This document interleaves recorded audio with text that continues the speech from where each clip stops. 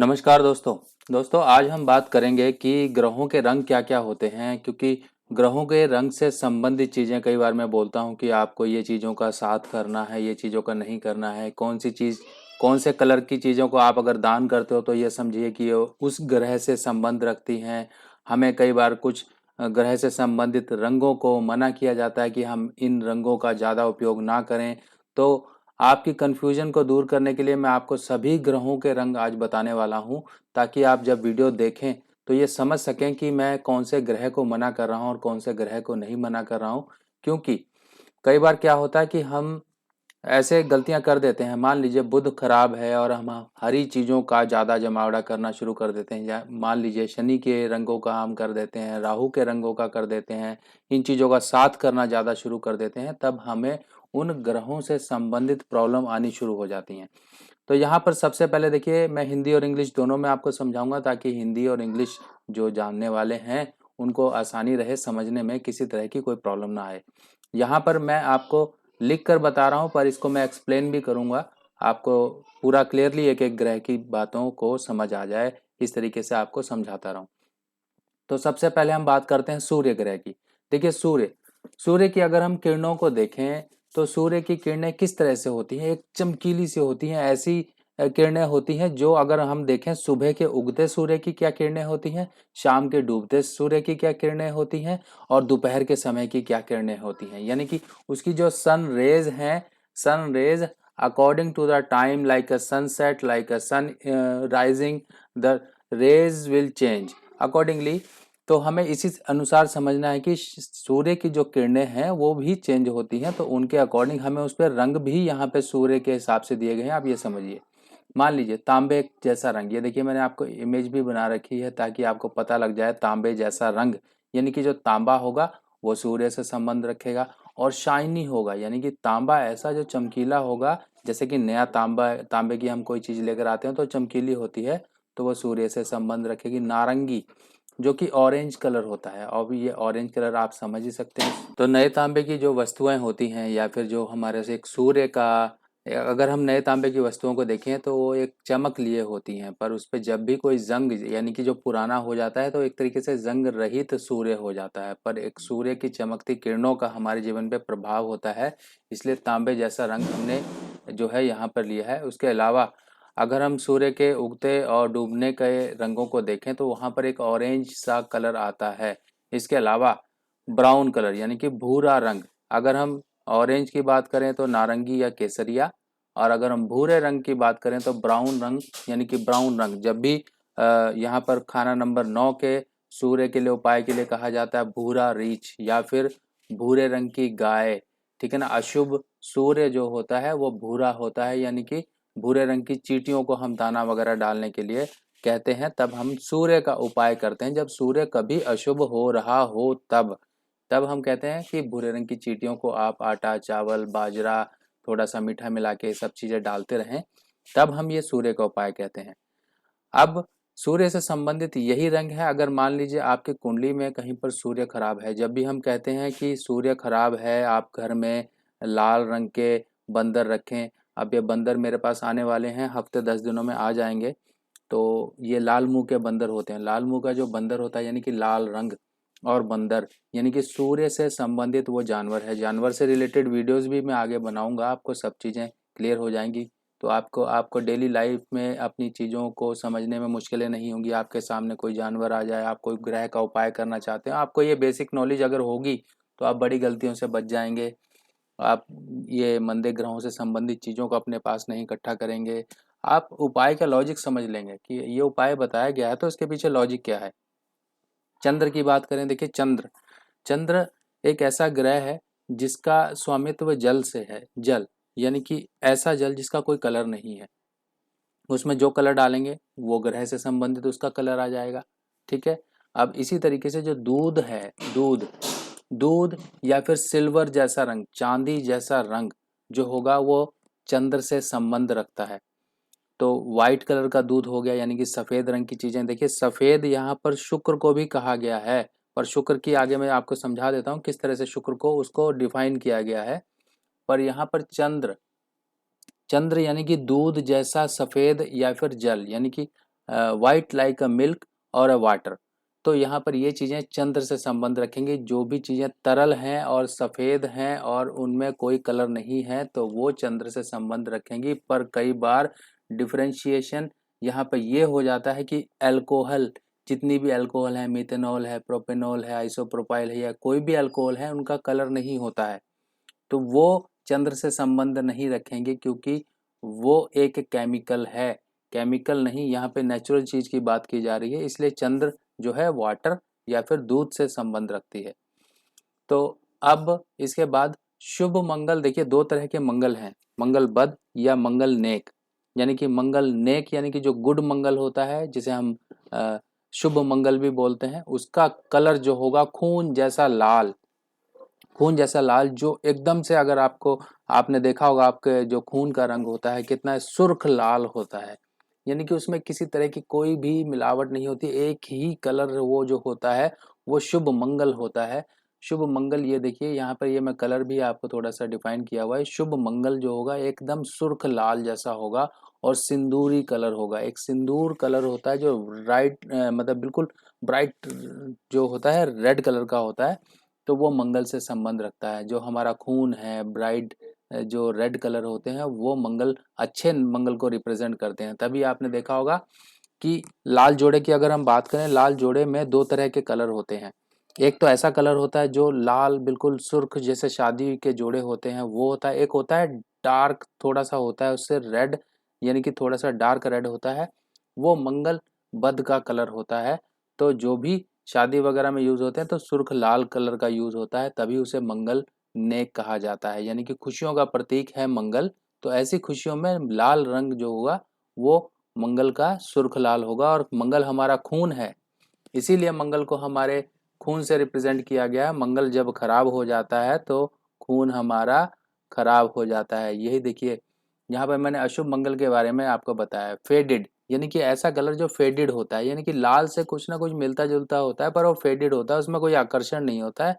आप अगर कपड़ों की दुकान पर जाते हो तो कुछ कपड़े ऐसे होते हैं जिनकी चमक या फिर जिनकी अट्रैक्शन ही इतनी होती है कि आप देख के ही पसंद, उनका रंग ही इतना पसंदीदा होता है कि वो आंखों को लुभाता है।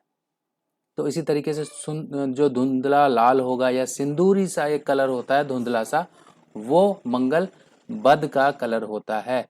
ठीक है। अब बुध के बारे में देखिए, बुध जितनी भी हरियाली है, जो भी हरा कलर होता है, ग्रीन कलर होता है, वो सब बुध से संबंध रखता है। जब बुध खराब होता है, बुध ऐसे मान लीजिए 8वें खाने में है, 12वें खाने में है, दूसरे खाने में है, तब हम कहते हैं कि आप हरे रंगों से परहेज करिए। आप बुध खाना नंबर 1 में है, बुध खाना नंबर 4 में है, 3 में है, तब ऐसे केस में हम कहते हैं हरी चीजों से परहेज रखिए। हरी चीज यानी कि ग्रीन मूंग दाल मत खाइए बुधवार वगैरह को। हरे रंग का मतलब घर में आप ग्रीनरी पौधे वगैरह बड़े चौड़े पत्तों वाले पौधे मत लगाइए। ये इसीलिए मना किया जाता है कि बुध जब खराब है, आप उससे संबंधित चीजों को अपने पास रखना शुरू कर देंगे तो नेचुरली वो प्रॉब्लम देना शुरू करेगा। हाँ, प्रॉब्लम वाला कोई ग्रह होता है तो उसके उपाय भी किए जाते हैं पर वो अल्टरनेट वेज से होते हैं। चलिए अब गुरु के बारे में समझ लेते हैं। गुरु यानी कि बृहस्पति, जुपिटर। ठीक है। पीला रंग या फिर हल्दी वाला रंग, ये देखिए जो पीला रंग होता है हम जानते हैं, हल्दी का रंग जो होता है वो एक पीला अलग से ही रंग होता है, वो रंग बृहस्पति को संबंध रखता है। अब पीला रंग जो होगा वो बृहस्पति का है। गोल्ड रंग है यानी कि गोल्ड कलर है, वो भी बृहस्पति का है।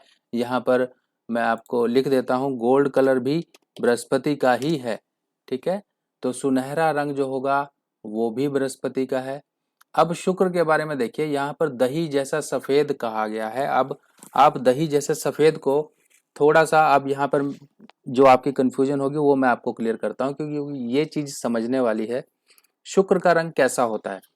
शुक्र, शुक्र के लिए मोती भी कहा जाता है, शुक्र के लिए दही भी कहा जाता है। शुक्र क्यों एक दूध के रंग से अलग होता है, ये समझिए। जब भी दूध में केतु यानी कि खटाई मिलेगी तो दूध फटके अलग हो जाएगा, या फिर जब भी दूध में हम दही का जमावन डालेंगे तो वो दही का आकार लेगा, दही का रूप लेगा। तो दही के रंग में हल्का सा जो टच होता है वो ब्लूइश होता है। अगर आप बहुत गौर से दोनों चीजों को रखकर देखेंगे तो हल्का सा आपको एक टोन जो दिखाई देगा वो ब्लूइश कलर दिखाई देगा। ब्लूइश कलर यानी कि राहु, क्योंकि शुक्र के मसनूई पार्ट दो हैं, राहु और केतु, क्योंकि यही एक चंद्र को खराब करने वाली चीजें होती हैं। चंद्र यानी कि दूध, अगर हम दूध में खट्टा यानी कि केतु डालेंगे तो दूध पड़ जाएगा, ठीक है। अगर हम उसमें जमावन डाल देंगे दही, तो वो दही बन जाएगा। तो इसी तरीके से यहाँ पर शुक्र का रंग दही जैसा हल्का होगा पर व्हाइट कलर माना जाएगा।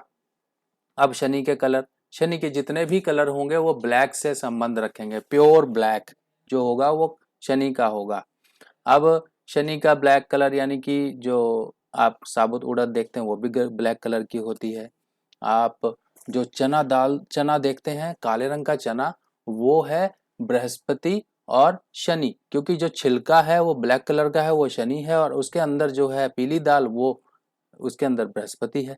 तो दोनों का संबंध तभी धर्मी टेवा कहा जाता है, जब भी बृहस्पति और शनि आपस में मेल खा जाते हैं कहीं पर भी, या एक दूसरे के घरों में आ जाते हैं, तब वो धर्मी टेवा यानी कि ऐसा व्यक्ति कभी भी किसी के साथ बुरा करने वाला नहीं होता है, क्योंकि शनि की चालाकी और बृहस्पति का एक कंट्रोल, दोनों चीजें उसके पास आ जाती हैं।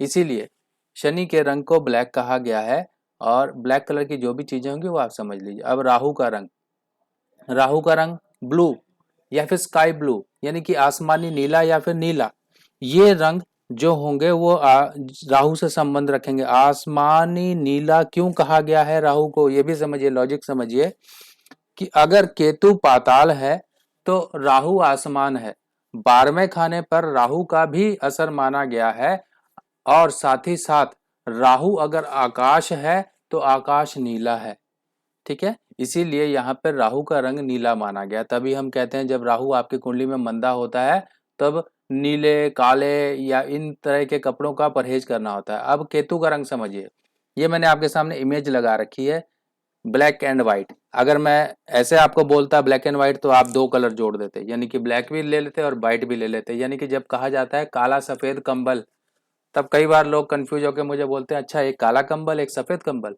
नहीं।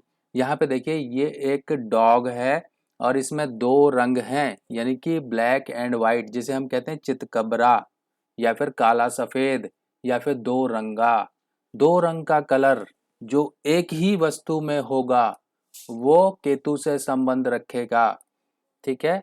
तभी ब्लैक एंड व्हाइट डॉग यानी कि केतु के असर को सही करने के लिए ब्लैक एंड व्हाइट डॉग बोले जाते हैं पालने के लिए। काला सफेद कंबल धर्म स्थान में डोनेट करने के लिए बोला जाता है। आपको अभी जो डॉग अभी तैयार हो रहे हैं इसमें देखिए, आपको मैं साथ ही साथ इन्फॉर्मेशन दे दूं तो अभी हर तरह के जानवर, देखिए थोड़ा सा मेहनत तो लगती है, हर तरह के जानवर और उनके कलर, उनकी धातु, हर चीज़ें तैयार हो रही हैं, क्योंकि हर एक चीज़ का उपयोग हम तरीके से करते हैं। मिट्टी के हम मैंने कई लोगों को भेजे हैं, कई लोगों ने मुझसे मंगवाए हैं, मिट्टी के बंदर हो गए, कुत्ते हो गए, ये चीज़ें मंगवाई हैं। पर प्रॉब्लम अभी तक जो प्रैक्टिकल जो अभी तक मेरे सामने बार बार आई है, इसीलिए मुझे ये स्टेप उठाना पड़ा कि उनको धातु में मुझे तैयार कराना पड़ा। प्रॉब्लम ये आती थी कि लोग घर में रख तो लेते थे, या तो वो बाई चांस यहाँ से हम भेज रहे हैं कोरियर में कोई टूट गया, कोरियर में जाते हुए रास्ते में टूट गया, या फिर घर में सफाई करते हुए हाथ लगा और मूर्ति टूट गई, या फिर मान लीजिए किसी तरीके से वो टूट गई या खराब हो गई, दो थोड़े दिनों बाद फिर हम मन में चिंता और वहम डाल लेते हैं कि देखिए जब घर में कांच टूटता है तो अब आपके दिमाग में कुछ ना कुछ सवाल उठ जाते हैं कि हाँ कुछ अशुभ तो नहीं होने वाला है। ऐसे ही अगर मूर्ति कोई टूट गई, मान लीजिए कुत्ते की मूर्तियां रखी हुई हैं, 3 ब्लैक एंड व्हाइट डॉग रखे हुए हैं, उनमें से एक टूट गया तो आपका सेट खराब हो गया और टेंशन अलग से हो गई। मान लीजिए 2 मिट्टी के लाल बंदर मैंने भेजे किसी को, किसी ने रखे घर में और एक टूट गया, फिर आपकी प्रॉब्लम दिमाग में टेंशन शुरू हो गई, अब मैं एक का क्या करूं।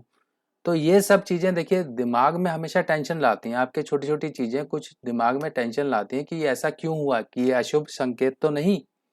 तो इन सब चीजों को दूर करने के लिए अब मैंने ये डॉग्स जो हैं पीतल में तैयार करवाए हैं, 1-1 किलो के हैं, 600-600 ग्राम के हैं, ताकि आप घर में रखो, एक रखे हुए डॉग भी एक अच्छा, जो कहते हैं ना, एक अच्छा लुक दें और आपके कभी इनका नुकसान ना हो, गिरे चाहे कुछ भी हो, टूटे ना। और पीतल में इसलिए बनवाया क्योंकि बृहस्पति का हमने असर लाना था, तो बृहस्पति और केतु का संबंध करके हमने ये पीतल के बनवाए। फिर उसके बाद मोंकी यानी कि जो लाल मुंह के बंदर हैं, वो भी लगभग 1-1 किलो का एक बंदर है पीतल के, वो तैयार हो रहे हैं, उसमें भी बृहस्पति का असर हमने शामिल किया, यानी कि उसकी धातु पीतल ली। तो इतना सब कुछ तैयार कराने के पीछे लॉजिक भी है और एक साइंटिफिक रीजन के साथ मैंने ये सब तैयार कराए हैं, और तैयार कराना कोई आसान नहीं है इनको, बहुत सारा प्रोसेस है इनका। अभी तैयार हो रहे हैं, हफ्ते 10 दिन में आ जाएंगे, तो मैं आपके सामने सभी स्टैच्यूज की जो भी मूर्तियां तैयार हुई हैं उनकी वीडियो के साथ आपके सामने पेश करूंगा, ताकि आप उनको रख सकें और अपने ग्रहों को सही कर सकें। तो यहाँ पर आपने केतु का असर जो है वो समझ लिया। केतु का जो कलर है वो कैसे आता है, वो दो रंगा है, यानी कि काले सफेद तिल, ब्लैक एंड व्हाइट कंबल, ये सब केतु से संबंध रखते हैं। अब शुक्र का एक और कलर है, जो कि आप लोग मतलब सोचते हैं कि सात अनाज, यानी कि सप्त धान जिसे हम कहते हैं, सात अनाज का कलर जो होता है, कई बार मिक्स कलर होता है, उसमें कोई कलर आपको समझ नहीं आता, हर तरह का रंग होता है।